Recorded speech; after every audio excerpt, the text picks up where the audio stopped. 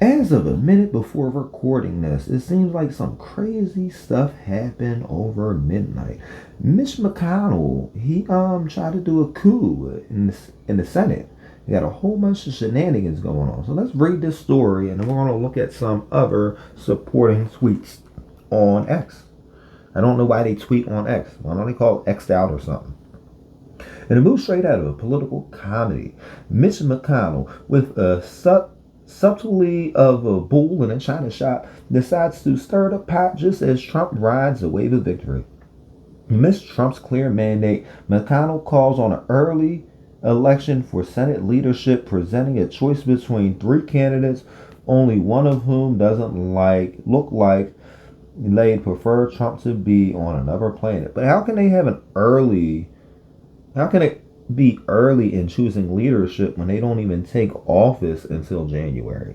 That's not making sense. So you're going to have the old senators choose the new leadership. So you're going to let a majority Democrat Senate pick the leader of a Republican-led Senate. This ain't making too much sense. Okay. Presenting choice between two candidates, only one whom doesn't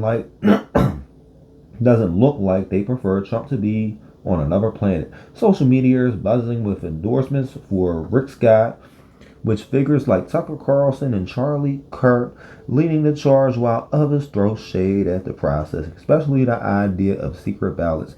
It's like watching a group of old men at a bingo hall, like in the bingo hall, except instead of calling numbers, they're calling each other traitors. I don't know who Rick Scott is. Can we put Tim Scott in there? Tim Scott, he ran for president and he made a pretty good run or whatever. He could be president of the Senate. Okay, we got Donald Trump Jr. He reposted something from Dave Semi. I don't know who Dave Semi is. The Stop Pompeo movement is great, but it's not enough. Right now, we need maximum pressure to keep all neocons and war hawks out of the Trump administration.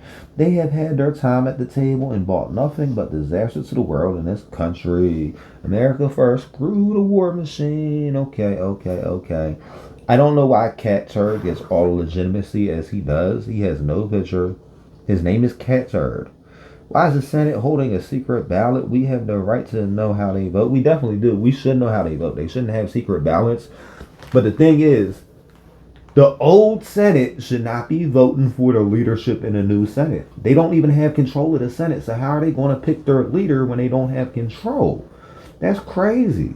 That's definitely crazy. You guys want to be a Senate majority leader, but are not making your case to the American people. We are not doing a 2016 repeat. U.S. Senate Republican leader Mitch McConnell follow McConnell press in. Okay. Yeah, it's just a whole bunch of people ranting. Whoever Laura Looner is, I don't know. You said Donald Trump couldn't win in 2024, John Cornyn. That's disqualifying. You didn't support the campaign for president. Let me remind you, at John Cornyn, you're nothing but a liar and an opportunist. So, okay. Let's see what this video got. Strong words Supposed from to be U.S. Senator relevant. John Cornyn out of Texas. The Republican says former President Donald Trump can't win the 2024 general election for president. He also says the GOP needs to find a candidate who actually can. This was all in a call with Texas reporters. Cornyn saying, I think President Trump's time has passed him by. And he adds, I don't think President Trump understands that when you run in a general election, you've got to appeal to voters beyond your base. Now, Trump kicked off his presidential campaign right here in Texas, in Waco, back in March. Recent polls show him as the early frontrunner for the Republican nominee. Yeah, that's definitely disqualifying. You thought your team couldn't win? That disqualifies you. Exactly. Forget him. He shouldn't be a Senate leader. Most of these people shouldn't be Senate leaders. I really don't know anybody worth being in the Senate, being a leader. The debt growth is unsustainable. Okay, what's that got to do about what's going on with the Senate leadership? Well, I guess it has a little bit to do about it, but Congress controls the power of the purse, not the Senate. The Senate ends up coming to an agreement on it, but we got to be more worried about what's going on in Congress because they will be passing the budget and the Senate will be improving it, and then the president gives his final say.